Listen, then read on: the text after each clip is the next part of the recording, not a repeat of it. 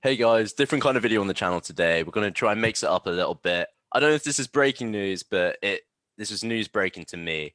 I'm joined today by Bronte Taylor. Thanks very much for coming on. Bronte here used to work for Topshop, and as it's just come out in the news, Arcadia is sort of dissolving. Following months of administration, they've been bought out in part by ASOS, City Chic, and Boohoo. Amongst that, Topshop and Topman brands, physical stores have been completely closed and are now moving fully onto an online presence as part of ASOS. Bronte, how are you feeling? Yeah, good, thank you. Thank you for having me. Can we just start by asking what your relationship with the Topman, Topshop brand has been like? Yeah, so I have worked for Topshop for nearly 2 years, coming up for 2 years. And it started as a little side job just with uni, and it became something that we all became sort of a family in Cambridge. I didn't want to leave it. So when would you say you first got signs that something wasn't quite right? Completely honest, I didn't. We knew that obviously things weren't great in terms of across every business, especially like the retail. But when sort of news hit of talks of administration, yeah, it was quite disheartening, really. The news came out that in a £330 million buyout, ASOS had bought Topshop, Topman, Miss Selfridge, and the Hit brands. Amongst that, the Evans brand was bought by City Chic for £23 million. Dorothy Perkins, Wallace and Burton were bought by Boohoo for £25.2 million. What this means in terms of less abstract numbers that don't really affect us, is that 214 shops will be closing from this deal, and 13,000 jobs have been either lost or put in risk.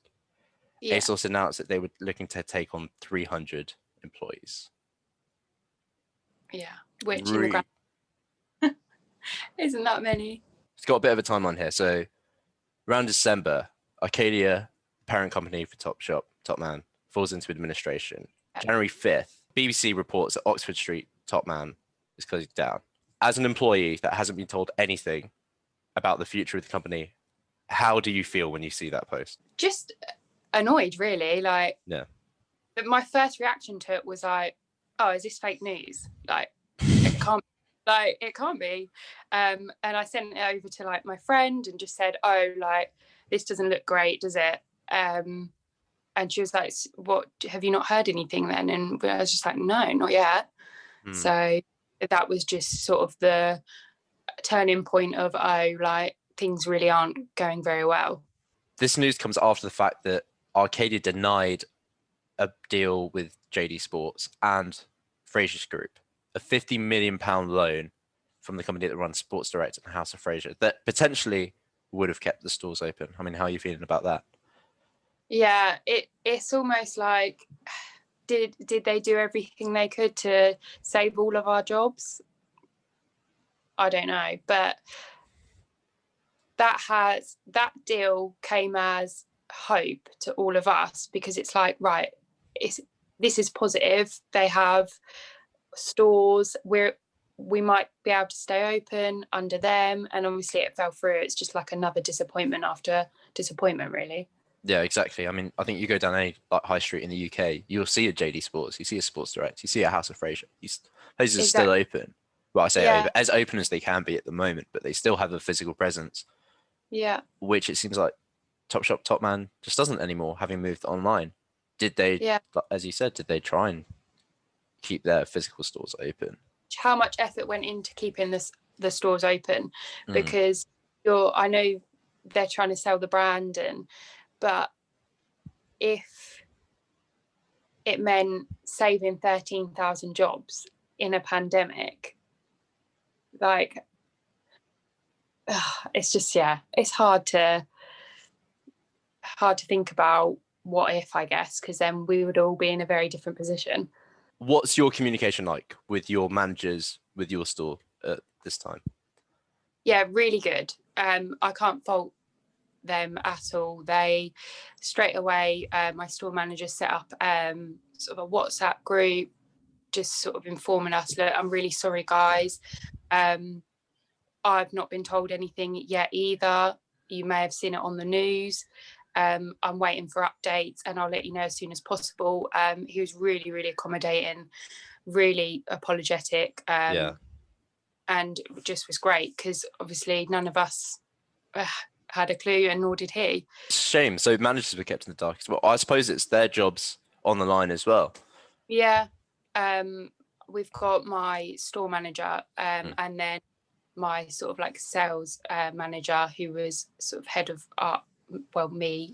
shop floor assistants. And they've just been brilliant, really, really good. So if any like potential employers out here are watching, hit them up. Yeah, definitely. They go above and beyond for sort of all of us, and because they don't look at it as they're a manager, they look at it as we're in the same boat and we've all lost our jobs. So you're still in talks with management, and although not much is coming through, you're still getting communication. Then February 1st, ASOS tweets, it's official. They've bought out Topshop, Top Man. Yeah. And we get set up on the 2nd with a conference call to sort of go through what was going on. At this point, obviously, we know it's not good. We know where it's heading, but not actually being physically told that. Seeing it first on the news, it's like, okay, cheers then. Okay, and you said you had been there for 2 years, right? Do you know about these managers or these people that had been there before you, how long they'd been there? Like 15, 20 years plus. Right, and they also presumably found out through the tweet. Yeah. So after being there for 2 years, you said you built up a relationship, like a family amongst you guys. What was it like saying goodbye to the team? Yeah, obviously it's even harder because of what's going on at the moment. Like there's no it's all social distanced and it's across text and communication that way. So seeing everyone's messages in the like WhatsApp group, it's heartbreaking, especially for people that have been there for so long, and now they're left completely like on their own in a pandemic when not a lot is going on job wise anyway. It was just sad, really sad. But at the same time, it was so nice that we all have that community there to support each other and pick each other up and sort of say like that if I see any opportunities, I'll let you know, you'll let me know, that sort of thing, which is really nice. So that network still sort of exists, even though the brand is gone, the sort of that family sort of sense of spirit has continued on. Yeah, and then people that were available had to go into the store and close it down, pack up the stock, get rid of everything, completely clear it. So it is now sitting a big empty space in the Grand Arcade. I mean, what's that like to be told that? Well, first, to find out through a tweet that if essentially you've been sacked, the next day officially being told that you're being made redundant, and then saying, by the way, we need you to go in and close up the store. You know, the store that you're never going to return to again because it won't exist. We need you to like kill it and like lock it up. Yeah, it's just like the only way I can put it is that as a team, you wanted to do it, and like they all wanted to do it for the team, the Cambridge team, our managers, and not letting them down and not letting them have to do it on their own. It's almost sad to like hear you speak, I think, so optimistically, because it really just goes to show like the spirit and the character of the people that sort of made the individual shops work, and now they're unfortunately the ones who are bearing the brunt of the bad news. Meanwhile, Sir Philip Green, the owner, seems to have gotten out of this pretty good. I mean, we don't know because he hasn't made an official comment or anything. He hasn't really cared to say what his position is, but we can only really assume. How does this feel for you, being told, you know, one day on a tweet that you're gone, the next day officially that you're gone, and you're now having to compete essentially with 13,000 other people looking for similar jobs in what has become a very, very sort of closed market? For me, I'm in such a lucky position, and I'm so thankful and grateful that before just the very first lockdown, I actually contacted a company, a PR and marketing agency in Cambridge called Quite Great, and I pestered Pete, the owner, to give me an opportunity and a chance.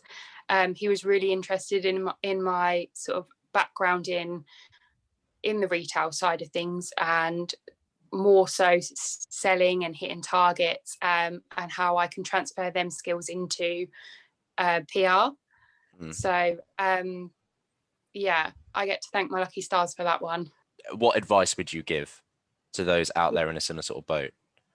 I think it's just don't give up. Like, it's so easy to think, oh, what am I going to do now? But just you gain so many skills from being in day-to-day contact, face-to-face with multiple different customers, and they can be really, really nice, and then they can be also really not very nice, and dealing with things like that on the spot, and problem solving, and customer service, and all of that sort of things you can take and transfer into other areas, which luckily Pete saw in me and gave me that opportunity, which I'm now trying to prove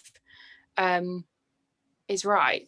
Arcadia's loss is Quite Great's gain. Huh? Damn right. Thank you so much for coming on to speak to us today, Bronte. Really do appreciate it. Everyone out there watching, if you've got any news that you want to see covered on the show, let us know at cambridgeunwrapped@gmail.com. Obviously, this is sort of a different format to the stuff that we're used to, but it's something I'd like to try. Cover a bit more serious news here for the people of Cambridge. So if you have anything at all, get in touch.